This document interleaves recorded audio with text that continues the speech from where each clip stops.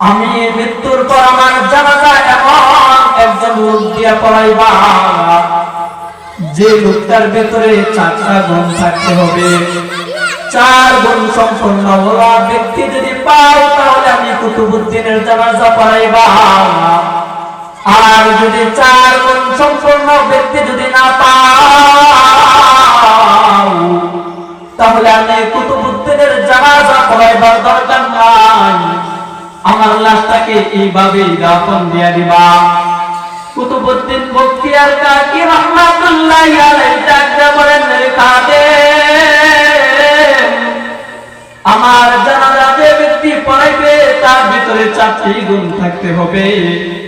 4টি গুণের ভিতরে 1 নাম্বার গুণ থাকতে হবে, সে বালেগ হওয়ার পর, সে বুঝদার হওয়ার পর,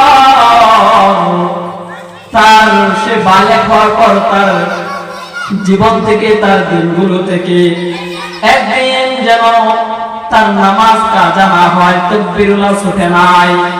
সে যদি তার এক বেলা তাকবীরুল্লাহ ছুটে যায়, ওই ব্যক্তি দিয়ে আমার জানাজা পড়ানো সম্ভব নয়।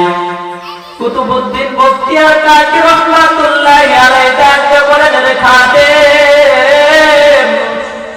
আমার জানাজা যে ব্যক্তি পড়াইবে তার ভিতরে 4টি গুণের মধ্যে 2 নাম্বার গুণ থাকতে হবে।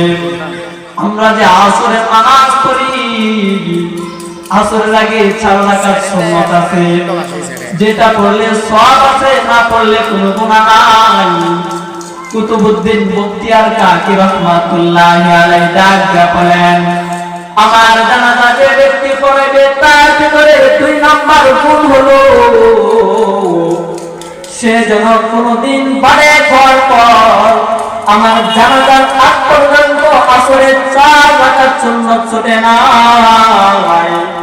কুতুবউদ্দিন বখতিয়ার কাকি রাহমাতুল্লাহি আলাইহি ডাকতে বলেন, রে খাদেম, আমার জানাজা যে ব্যক্তি পড়াইবে তার ভিতরে 4টি গুণের মধ্যে 3 নাম্বার গুণ থাকতে হবে, সে কোনদিন বালেগ হওয়ার পর, বুঝদার হওয়ার পর 1 ওয়াক্ত যদি তাহাজ্জুদ নামাজ ছুটে যায়, আমার জানাজা পড়ানোর আগ পর্যন্ত তার যেন বালেগ হওয়ার পর থেকে কোনদিন তাহাজ্জুদ নামাজ ছুটে না।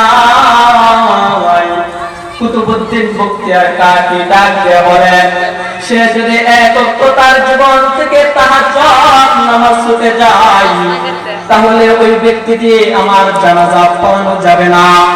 কুতুবউদ্দিন বখতিয়ার কাকি রাহমাতুল্লাহি আলাইহি ডাকতে বলেন, আমার জানাজা যে ব্যক্তি পড়াইবে তার ভিতরে 4টি গুণের মধ্যে 4 নাম্বার গুণ থাকতে হবে,